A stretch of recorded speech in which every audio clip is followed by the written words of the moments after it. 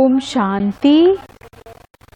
9 अक्टूबर 2020 की बाप दादा की साकार मुरली के सार में बाबा ने कहा, मीठे बच्चे सवेरे सवेरे उठ बाबा से मीठी मीठी बातें करो। विचार सागर मंथन करने के लिए सवेरे का टाइम बहुत अच्छा है।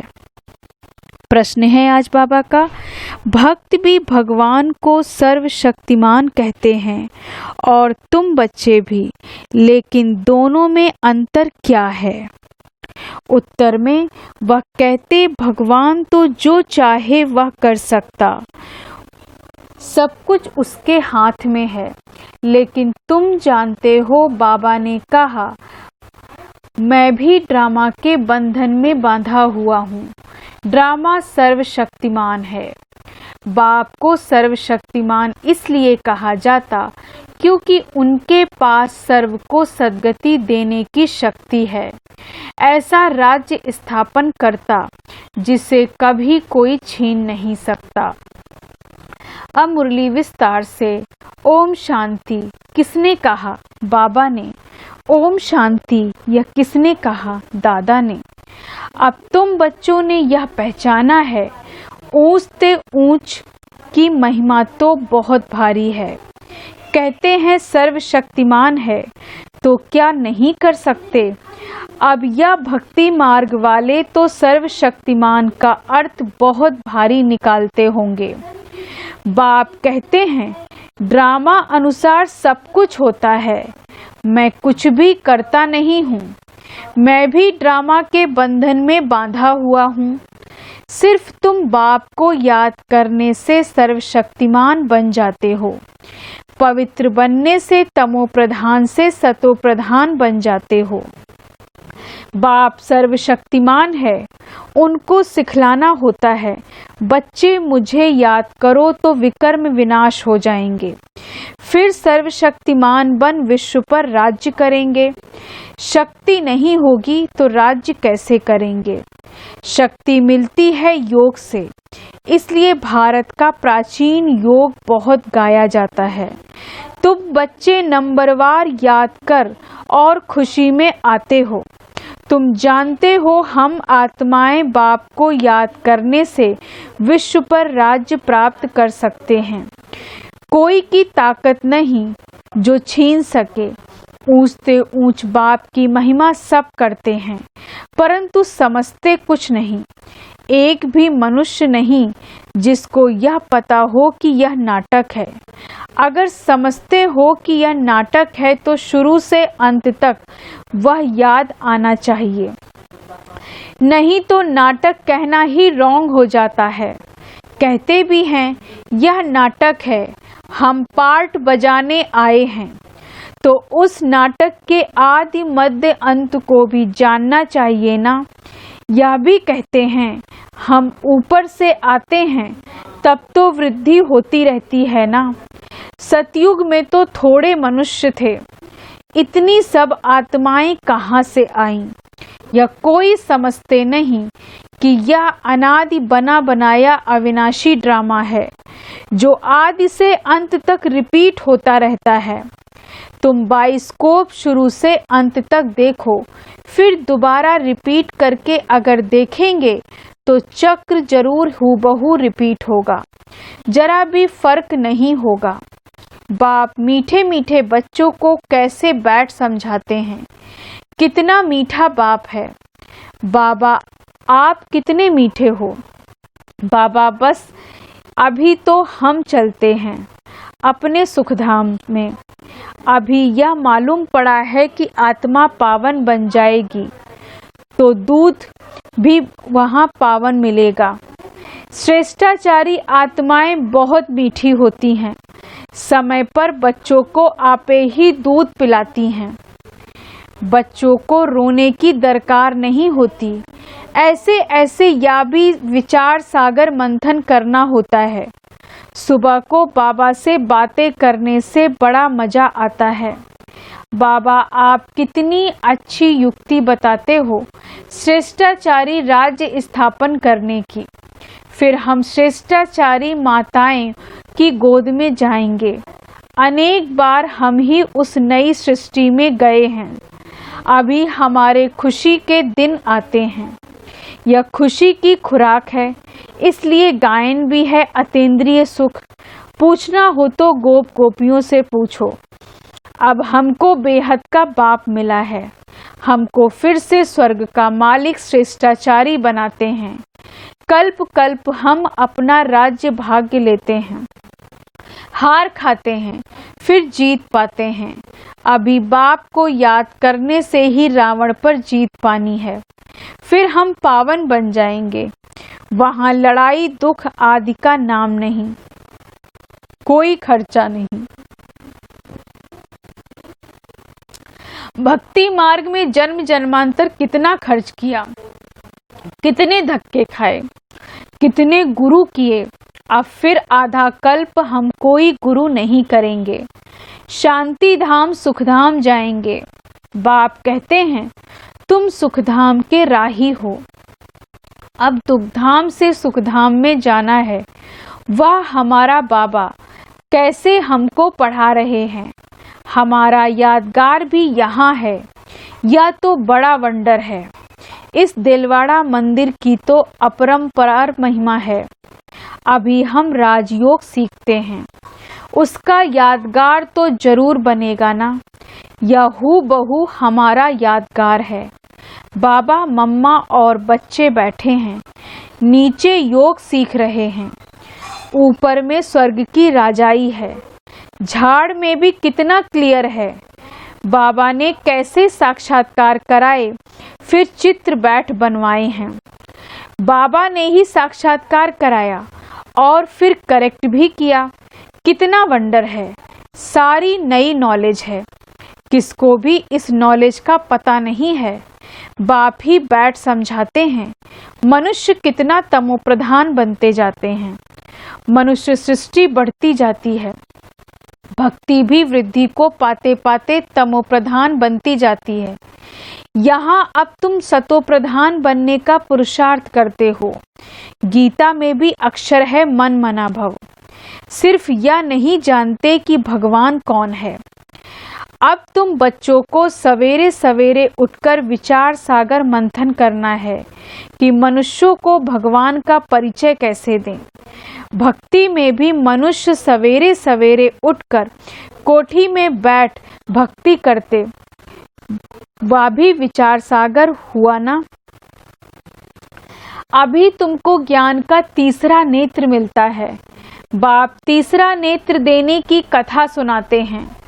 इसको ही फिर तीजरी की कथा कह दिया। तीजरी की कथा अमरनाथ सत्यनारायण की कथा भी मशहूर है। सुनाने वाला एक ही बाप है जो फिर भक्ति मार्ग में चलती है। ज्ञान से तुम बच्चे सॉल्वेंट बनते हो, इसलिए देवताओं को पदमपति कहते हैं। देवताएं बहुत धनवान पदमपति बनते हैं।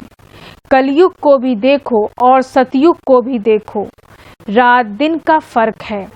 सारी दुनिया की सफाई होने में टाइम लगता है ना। अब बेहद की दुनिया है। भारत है ही अविनाशी खंड। यह प्रायः लोप होता नहीं। एक ही खंड रहता है आधा कल्प, फिर और खंड इमर्ज होंगे नंबरवार। तुम बच्चों को कितना ज्ञान मिलता है। बोलो वर्ड की हिस्ट्री ज्योग्राफी कैसे चक्र लगाती है, आकर समझो। प्राचीन ऋषि मुनियों का कितना मान है, परंतु वह भी सृष्टि के आदि मध्य अंत को नहीं जानते। वह हठयोगी है। हाँ, बाकी उसमें पवित्रता की ताकत है जिससे भारत को थमाते हैं। नहीं तो भारत पता नहीं क्या हो जाता। मकान को पोची आदि लगाई जाती है ना, तो शोभा होती है। महान भारत पवित्र था, अब वही पतित बना है। वहाँ तुम्हारा सुख भी बहुत समय चलता है। तुम्हारे पास बहुत धन रहता है। तुम भारत में ही रहते थे। तुम्हारा राज्य था, कल की बात है। फिर बाद में अन्य धर्म आए हैं। उन्होंने आकर कुछ सुधार कर अपना नाम बाला किया है। अब वह भी सब तमो प्रधान बन गए हैं। अब तुम बच्चों को कितनी खुशी होनी चाहिए। यह सब बातें नए को नहीं सुनानी है, पहले पहले तो बाप की पहचान देनी है। बाप का नाम रूप देश काल जानते हो, ऊंचते ऊंच बाप का पाठ तो मशहूर होता है ना। अभी तुम जानते हो वह बाप ही हमको डायरेक्शन दे रहे हैं। तुम फिर से अपनी राजधानी स्थापन कर रहे हो। तुम बच्चे मेरे मददगार हो, तुम पवित्र बनते हो। तुम्हारे लिए पवित्र दुनिया जरूर स्थापन होनी है। तुम यह लिख सकते हो कि पुरानी दुनिया बदल रही है, फिर यह सूर्यवंशी चंद्रवंशी राज्य होगा, फिर रावण राज्य होगा। चित्रों पर समझाना बहुत मीठा लगता है। इसमें तिथि तारीख सब लिखा हुआ है। भारत का प्राचीन राजयोग माना याद में विकर्म विनाश होते हैं और पढ़ाई से स्टेटस मिलती है। दैवी गुण धारण करने हैं। हाँ, इतना जरूर है माया के तूफान आएंगे। सवेरे उठकर बाबा से बातें करना बड़ा अच्छा है। भक्ति और ज्ञान दोनों के लिए यह टाइम अच्छा है। मीठी मीठी बातें करनी चाहिए। अभी हम श्रेष्ठाचारी दुनिया में जाएंगे। बूढ़ों के दिल में तो यह रहता है ना कि हम शरीर छोड़ गर्भ में जाएंगे।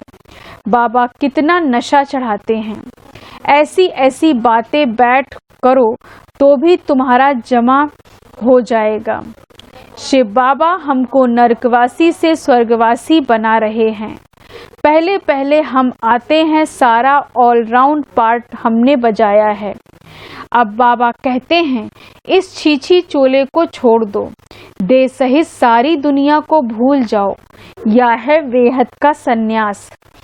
वहाँ भी तुम बूढ़े होगे तो साक्षात्कार होगा। हम बच्चा बनते हैं, खुशी होती है। बचपन तो सबसे अच्छा है। ऐसे ऐसे सवेरे बैठ विचार सागर मंथन करना है। पॉइंट्स निकलेगी तो तुमको खुशी होगी। खुशी में घंटा डेढ़ घंटा बीत जाता है। जितनी प्रैक्टिस होती जाएगी उतनी खुशी बढ़ती जाएगी।